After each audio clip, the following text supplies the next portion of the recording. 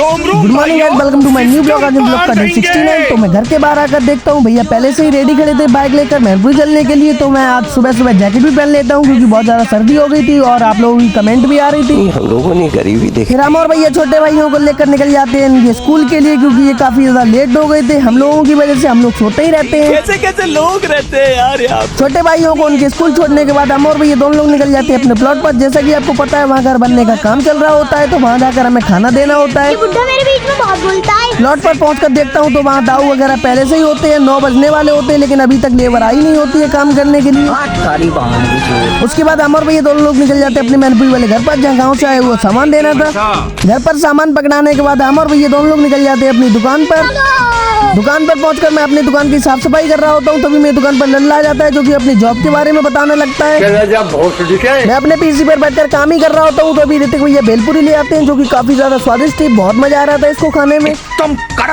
उसके बाद मैं बाहर ग्राउंड में आकर देखता हूँ तो बिल्डिंग बनने का काम बहुत तेजी से चल रहा होता है क्योंकि इसका जल्दी में ही उद्घाटन होने वाला है।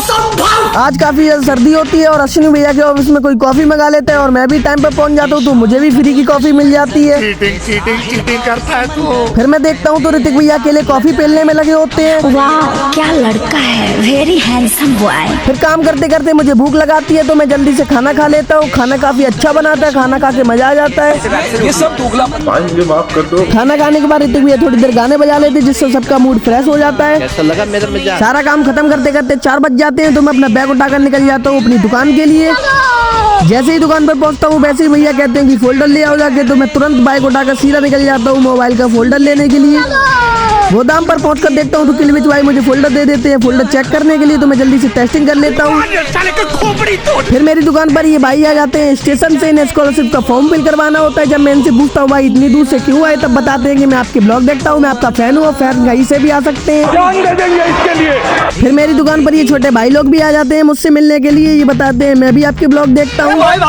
भाई आप लोगों का प्यार और सपोर्ट देखकर मेरा दिल खुश हो जाता है। आप लोगों को दिल से धन्यवाद। फिर मेरी दुकान पर विशाल भैया भी आ जाते हैं तो मैं दुकान को बढ़ा देता हूँ। फिर अमर भैया निकल जाते हैं मैरिजॉम के लिए क्योंकि आज मैरिजॉम में दावत होती है। 2 दिनों से मैंने ठीक से खाना नहीं खाया है और मैं इस दावत का भरपूर फायदा उठाऊंगा। मैरिजॉम में पहुंचकर देखता हूँ तो वहाँ पर मेरी भतीजी और भतीजे भी होते हैं और भाई लोग भी मिल जाते हैं छोटे छोटे। फिर मुझे सर्दी लग रही होती है तो मैं आलू की भट्टी के पास खड़ा हो जाता हूँ और आलू भुनने का इंतजार कर रहा होता हूँ। नहीं, यहाँ कुछ तो गड़बड़ है। आलू खाने के बाद मैं निकल जाता हूँ गाँव के लिए क्योंकि मेरा पेट पहले से ही भरा हुआ था। तो राम राम दोस्तों, आज का ब्लॉग यहीं समाप्त होता है। अगर ब्लॉग अच्छा लगा हो तो लाइक करें, नेक्स्ट ब्लॉग के लिए फॉलो कर लें।